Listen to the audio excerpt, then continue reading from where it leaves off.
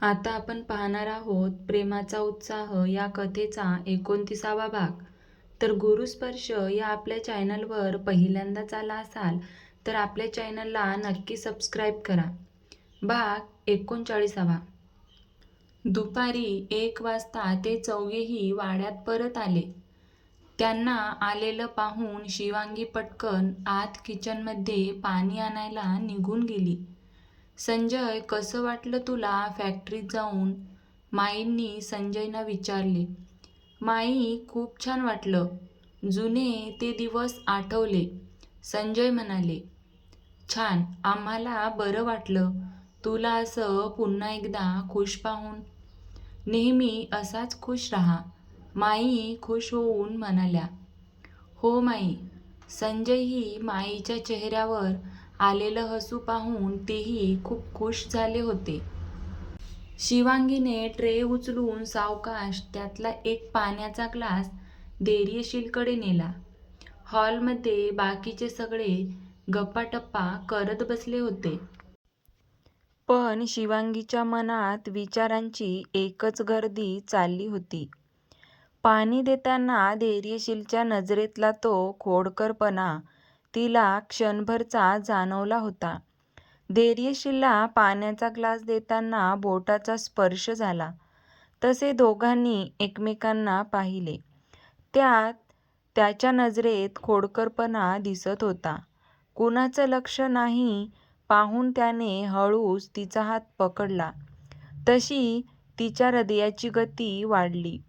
आसपास सगळे असताना त्याचं हे धाडस तिला अस्वस्थ करत होतं. तिने डोळ्यांनीच त्याला असं करू नका असं सांगायचा प्रयत्न करत होती. पण त्याने आज ठरवलं होतं तिला परेशान करायचं. अहो, काय करताय तुम्ही? सगळेजण बसले आहेत इथे, ती हळू आवाजात म्हणाली. पण आवाजात थोडी घाबरलेली जाणीव ती स्पष्ट जाणवतच होती. शिवांगी धैर्यशीलकडे पाहत हळूच घाबरतच म्हणाली. धैर्यशीलने भुवया उंचावत आणि हलकसं हसत उत्तर दिलं. मग काय, तुला कुठं जायचं आहे का? नाही, तिने उत्तर दिले. मग घाई का करतेस? त्याने विचारलं. आता ती काय उत्तर देणार? धैर्यशीलकडे पाहत ती मनातच बोलत होती. शिवांगी मनातल्या मनात, यांना काय झालंय? सगळ्यांसमोर माझा हात कसा काय पकडू शकतात? कुणी पाहिलं तर काय म्हणतील? तिच्या चेहऱ्यावरची घाबरलेली भावना ती लपवायचा प्रयत्न करत होती. पण तिचं थरथरणं धैर्यशीलला जाणवलं होतं. धैर्यशील मात्र निर्धास्त होता. तिने त्याच्या हातातून तिचा हात सोडवण्याचा प्रयत्न केला. पण त्याचा हात मात्र तिच्या हातावर घट्ट होत चालला होता. शिवांगीने आजूबाजूला नजर टाकली. कुणीच त्यांच्याकडे बघत नव्हतं. तरीसुद्धा तिला कुठल्याही क्षणी त्याचं लक्ष जाईल असं वाटत होतं. धैर्यशीलचं हे वागणं तिच्यासाठी नवीन होतं. तो नेहमीच थोडा मोकळा, खट्याळ स्वभावाचा होता. पण आज मात्र त्याचा हा आत्मविश्वास तिला संमिश्र भावना देत होता.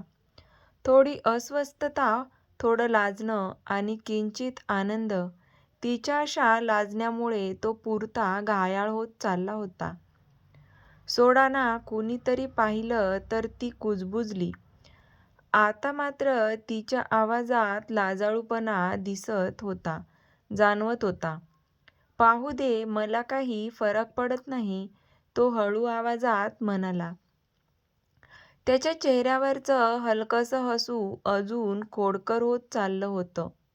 कुणी काही बोलणार नाही.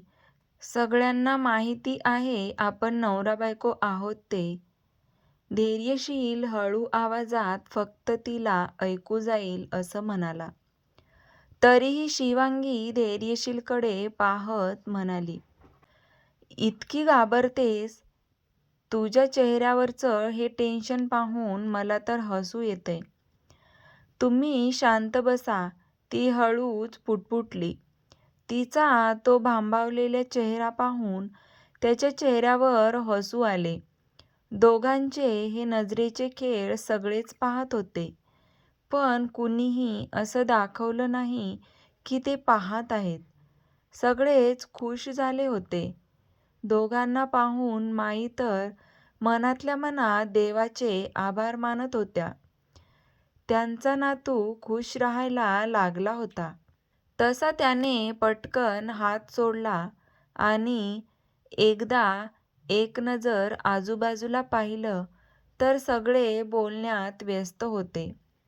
आता खरंच व्यस्त होते की फक्त त्या दोघांना ऑकवर्ड वाटू नये, खास करून धैर्यशीलने पुन्हा तिच्या हातावर हलकासा स्पर्श केला आणि तिला मुद्दामून खोडकरपणे म्हणाला, "ओके, आता सोडतो. पण तू सकाळी जे माझ्यावर हसली आहेस ना, त्याची शिक्षा तुला मिळेलच." तो हळूच गालातल्या गालात हसला आणि तिच्या हातावरची पकड सैल करत तिचा हात सोडला. शिवांगीची नजर जमिनीकडे होती, पण तिच्या मनात नक्की काय चाललं होतं हे तिच्या ओठावर उमललेल्या सौम्य स्मित जे केलं होतं त्यातून आणि शेवटचे वाक्य ऐकून ती सकाळी जे त्याच्यावर हसली होती ते आठवतात तिने हळूच त्याच्याकडे पाहिलं तर तो तिला हसताना दिसला. "अरे देवा, मी तर विसरलेच होते." शिवांगीने मनातल्या मनात डोक्याला हात लावला. शिवांगी ट्रे घेऊन आत निघून गेली. तो तिला जाताना पाहून अजूनही हसत होता. अचानक संजय यांचं बोलणं ऐकून त्याने चेहरा सिरियस केला. "ती घटना घडली नसती तर माझ्या आयुष्यात तर आज चित्र काही वेगळं असतं. आज माझी पण फॅमिली किती खुश असती. पण नशिबातच नव्हतं म्हणा." संजय भाऊ कोण म्हणाले, "दादा प्लीज आता तू विषय नको काढू. तू कसा तरी यातून बाहेर पडला आहेस. आय नो, बोलायला सोपं जातं, विसरून जा. पण तुला आम्ही आता इतक्या दिवसांनी एवढं खुश पाहतोय. तुला असं दुःखी पाहून आमच्या हृदयावर घाव बसतात. तुझ्या या परिस्थितीला कुठे ना कुठे मी स्वतः जबाबदार मानतो." देवराज खिन्न होऊन म्हणाले, "देव प्लीज तू नको स्वतःला जबाबदार मानू.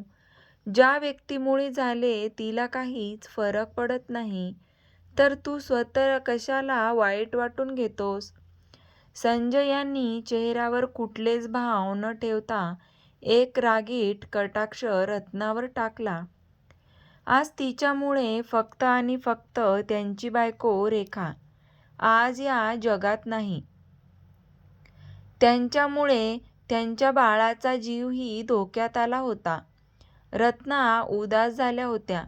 नाही म्हटले तरी त्यांना हे इतके वर्ष ऐकून घ्यावं लागत होतं आणि पुढेही ऐकून घ्यावं लागणार होतं. देवराजही नीट बोलत नव्हते. त्यांनी रत्ना यांना शिक्षा दिली होती. एक प्रकारे भलेही समाजापुढे घरात ते नवरा बायको म्हणून वावरत असतील, पण खोलीत ते अनोळखी व्यक्ती म्हणून राहत होते. जेव्हा ही घटना घडली तेव्हा धैर्यशील लहान होता. त्याच्याकडे पाहून माई आणि देवराज शांत बसले होते. वाड्यातील माणसे आणि संजय यांना सांभाळायचे होते. त्यात लहान बाळाची जबाबदारी ही देवराज यांच्यावर पडली होती. संजय यांना जो मानसिक धक्का बसला होता त्यातून सावरणे खूप कठीण होते. हळूहळू ते रूममध्येच राहू लागले. ना कुणाशी बोलत होते ना ते रूममधून बाहेर पडत होते. संजय यांचा उतरलेला चेहरा पाहून शिवांगीला वाईट वाटलं. तसे तिने पटकन संजय यांना आवाज दिला, "संजू काका." शिवांगीने आवाज दिला तसे त्यांनी पटकन तिच्याकडे पाहिले. "मी कट्टी तुमच्याशी." शिवांगीने म्हटले. का मी काय केलं? संजय उठून उभे राहत म्हणाले. शिवांगी जिथे बसली होती तिकडे गेले आणि तिच्यासमोर जाऊन खाली जमिनीवर गुडघ्यावर बसले. संजू काका, तुम्ही असे खाली नका बसू, वरती बसा बघू, शिवांगी पटकन म्हणाली. त्यांना खाली बसलेलं पाहून तिला ते बरोबर वाटलं नाही.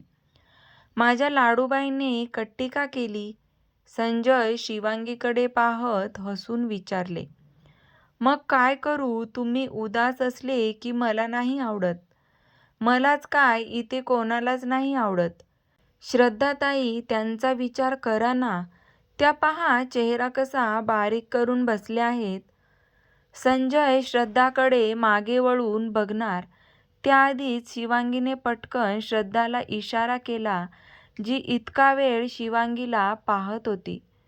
शिवांगीचे बोलणे ऐकून इशारा पाहून श्रद्धानेही पटकन चेहरा बारीक केला आणि समोर पाहू लागली. संजय यांनी श्रद्धाकडे पाहिलं तर तिचा चेहरा बारीक झालेला पाहून त्यांनाच वाईट वाटलं. बघितलं तुम्ही संजू काका, मग मी कट्टी नाही घेणार तर काय करणार? शिवांगीने एकदम क्यूट चेहरा करून म्हणाली. बरं नाही करणार पुन्हा असा चेहरा. खुश हो आता. आता तरी कट्टी नको करू. संजय यांनी तिला मिठीत घेत म्हणाले. आम्ही पण. धैर्यशील शंतनू, श्रद्धा आणि शिवा चौघे संजय यांच्यात पाहत म्हणाले. संजय यांनी हाताने इशारा केला, तुम्ही पण या. तसे ते चौघेही त्यांच्याजवळ गेले.